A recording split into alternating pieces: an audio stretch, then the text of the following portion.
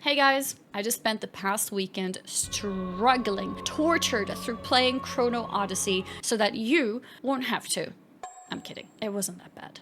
Honestly, I think the negative sentiment around Chrono Odyssey is mostly due to people forgetting that it's a beta and expecting a lot more. This doesn't mean that criticism is wrong though, and in fact, I think this is a good time, really great timing having you here. In fact, I think this is a good time to come in and give criticism so that the game can actually get better. So, first things first, the first thing you see when you get into the game is character creation. And at first glance, it looks really strong. You have so many sliders, so many options, so many things that you can do to the characters. But honestly, the majority of the sliders, especially things like height, just end up making the character look awkward or weird. Things look stretched or overly squashed. Like, I wanted to make a really short character and I couldn't. The proportions were strange and the character just looked weird. So I ended up just picking a sort of quote-unquote normal height. This does make it a lot of fun for people who want to create abominations. I saw so many of them in the game, and they are a little bit immersion breaking in my opinion, but yeah, if you like that kind of thing, that is there. The story of the game starts quite immersive with lots of cutscenes and a bit of voice acting, great visuals, Ishtola making an appearance. We're a big fan of Ishtola. But past that, the delivery of the story is quite lackluster. When you're actually in the game itself, there's almost like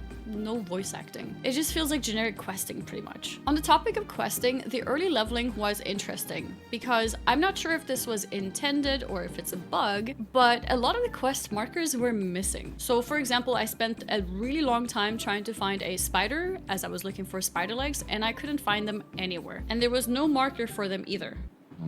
Oh, I don't think she likes spiders. And I'm not sure if this is like an attempt to make the game a little bit more difficult. Reminded me of like classic WoW, for example. It felt a bit inconsistent because a lot of quests did have quest markers and then just some didn't. And ultimately it did make me feel a bit lost. So if it was intentional, I wasn't a fan. But if it is a way for them to try to encourage you to go and explore, I can maybe kind of understand. Because I discovered later on the topic of the spider that there is in fact an NPC that you could have talked to who would have then told you where you can find it, but nothing in the quest description itself tells you to go find more information about it. It just tells you to go and locate it. So yeah.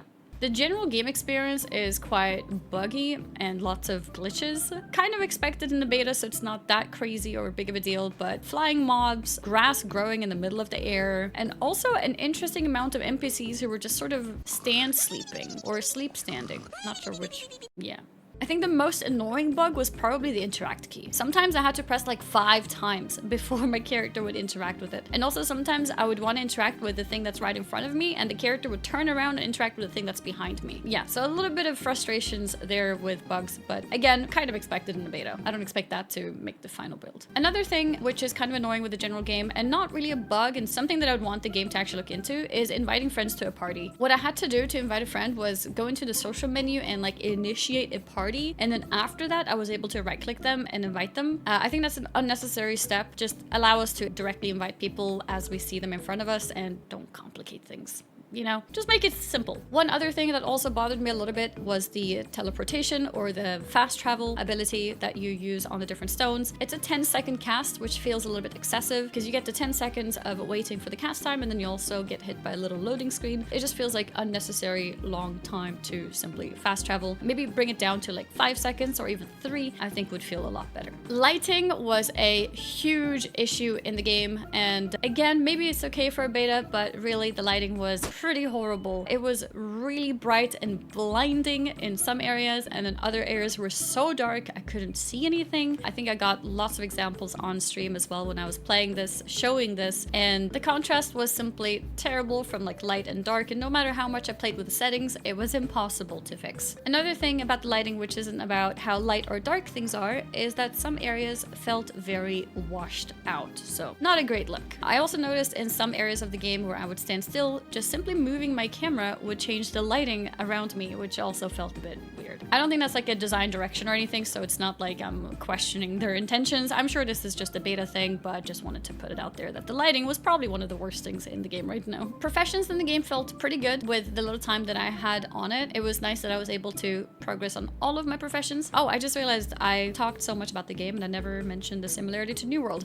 Professions do remind me of New World a lot, even with having your shed in the little hub where you can put all your materials and pull from them when you're using your professions. I feel pretty good about the impressions so far. I didn't do like a deep dive into it, but at glance, at like the surface level, it felt pretty good. And likewise, when you go out in the wild, you can pretty much gather anything that you see. You can chop wood, you can, pick stones, you can butcher animals. There's always something that you can be active with when running around, which is quite nice. Like more levels of progression, and it also gives you XP to your character, so it feels pretty good to do. Combat in the game feels floaty and kind of out of sync, I would say is the best description of it. I think sometimes there were situations of feeling animation locked as a ranger. I was playing ranger at the time, not sure how other classes felt. And also sometimes it just felt like there's some kind of delay, like I would think that I dodged something, but I got hit anyways, which might have been a ping thing as well. I did play on NA servers, but I heard from other people that they had similar experiences, so I think there is definitely something in there to do with the delays. When fighting mobs out in the world, it's not that big of a deal, but you really felt it when you were doing the more difficult boss fights, like the Chrono Gate bosses, where it's,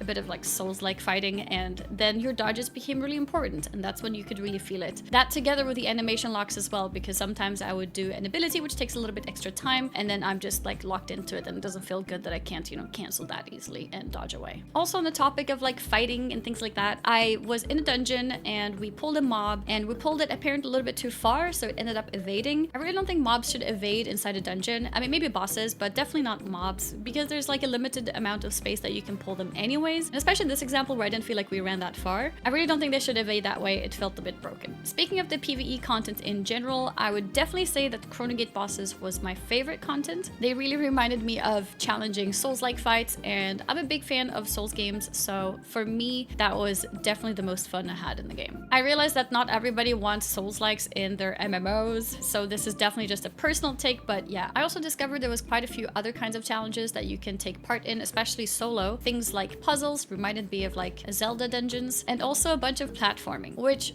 did feel janky, to be fair, but still very fun. Once the core of the game is fixed and the game feels more smooth, I definitely think this will be one of my favorite parts as well. Before I wrap this, I want to mention that I did watch this interview where they talked about the game will never have any pay-to-win elements. Obviously, we don't know if we can trust that the words won't change in the future. I do hope that they stick with it, because I feel like the game has potential, and I think pay-to-win would just simply ruin that completely. My main concern with the game is what makes the game differentiate itself from other games. I think a big part of that is going to be the end game, and I'm worried that there isn't anything that really stands out. We have the Chronotector, the little mechanic with like different abilities, but I don't feel like any of them is like game changing that makes the game really different. I want to touch again upon the Souls-like fights, which I do think can be something if it specializes into that, but I'm not sure how Souls-like fights is going to work in like a group environment. I think it could be really cool solo challenges, but I'm not sure how that would work in grander scheme of being an MMO.